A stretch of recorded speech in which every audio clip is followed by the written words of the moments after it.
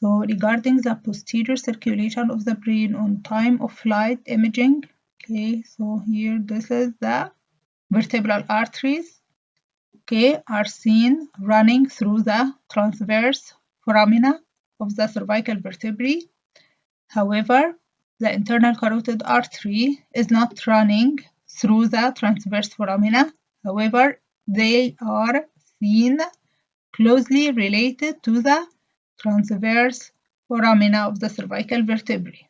Okay, so the vertebral arteries will turn backwards to run inside the dura mater to join the other vertebral artery to form the basilar artery. Okay, so this is the basilar artery. It's formed by the paired vertebral arteries.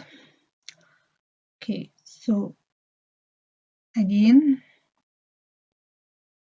the vertebral artery is turning backwards to go inside the dura mater to join the other vertebral artery, okay, to form the basilar artery.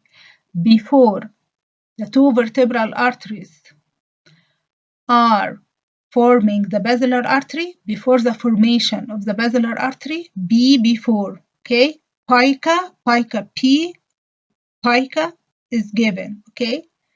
Pica, posterior inferior cerebellar artery, is given to supply the inferior aspect of the cerebellum.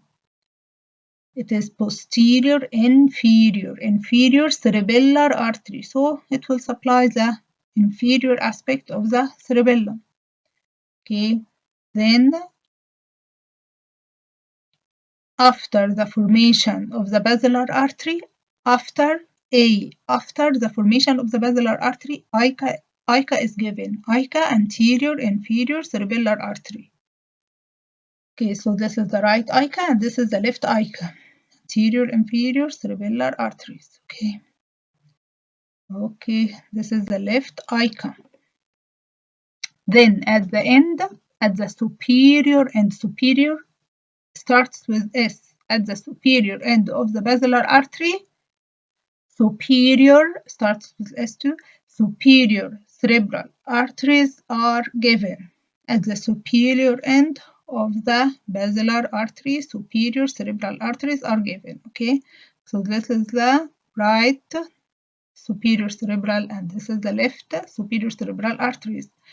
Then at the bifurcation, at the bifurcation of the basilar artery, at the bifurcation starts with B.